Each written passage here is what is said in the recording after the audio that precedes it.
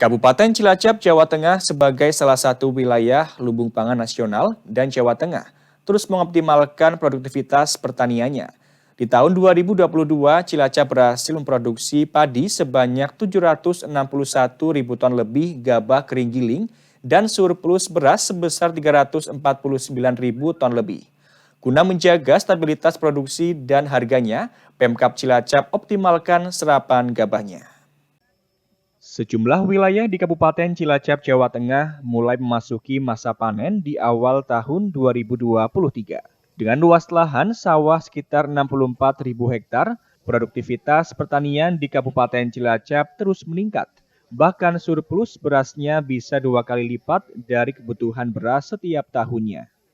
Meskipun Kabupaten Cilacap surplus beras, namun harga beras di pasaran masih tergolong tinggi karena dipengaruhi oleh banyak hal, salah satunya belum optimalnya serapan gabah.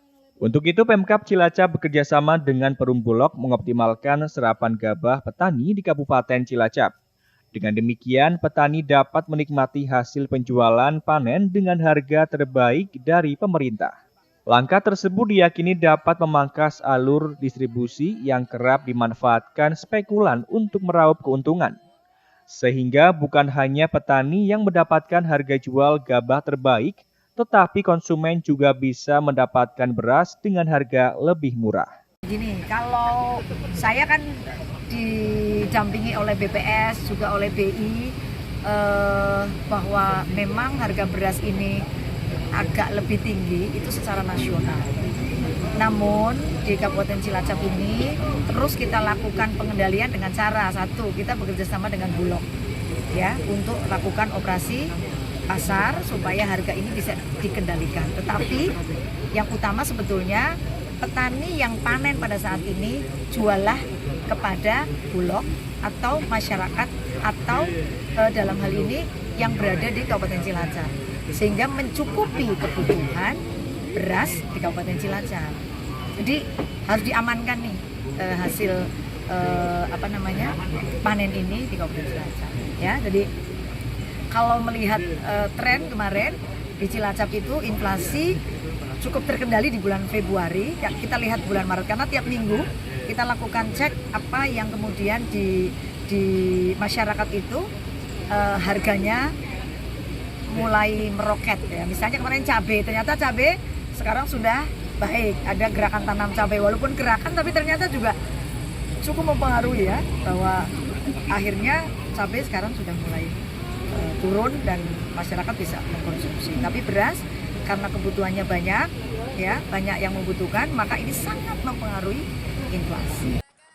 Adapun lahan pertanian di Kabupaten Cilacap terdiri dari lahan sawah seluas 64.744 hektar atau 30,27%.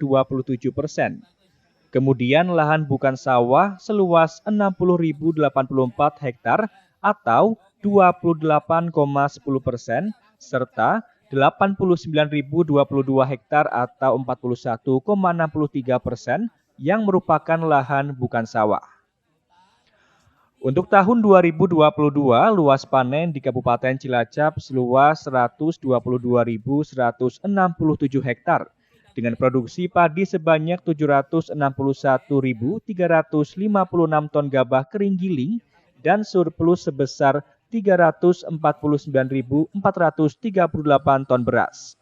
Tahun 2023 bulan Januari hingga Februari, luas panen seluas 22.246 hektar, sedangkan produksi Januari hingga Februari 142.600 ton GKG. Dengan panen nanti akan lahan yang bukan pertanian hanya sekitar 42, tapi intinya 66 ini punya potensi yang luar biasa. Dengan 66.524 ini, insya Allah nanti bisa menghasilkan padi. Kalau nanti bisa 6,3 ya, target kita tahun ini 6,3 ya. 6,3 ton kali itu sudah jenengan sudah tahu. Tapi paling tidak yang sawah LPDUGB-nya yang 53.000 hektar itu yang saya targetkan harus bisa mencapai 6,3. Tapi yang untuk sisanya ini karena memang dengan berbagai keterbatasan mulai dari irigasi yang tidak tidak bagus, tanah yang mungkin juga kurang bagus. Tapi yang 53.000 hektar lebih itu yang karena merupakan sawah lahan pertanian berkelanjutan itu bisa berproduksi minimal 6,3. Selain mengoptimalkan bekerja sama dengan perumbulok, upaya serap gabah petani juga bekerja sama dengan pengusaha perberasan dan penggilingan padi, serta mendorong ASN Pemkab Cilacap untuk membeli beras dari para petani. Dari Cilacap, Tim Liputan Satelit TV mewartakan.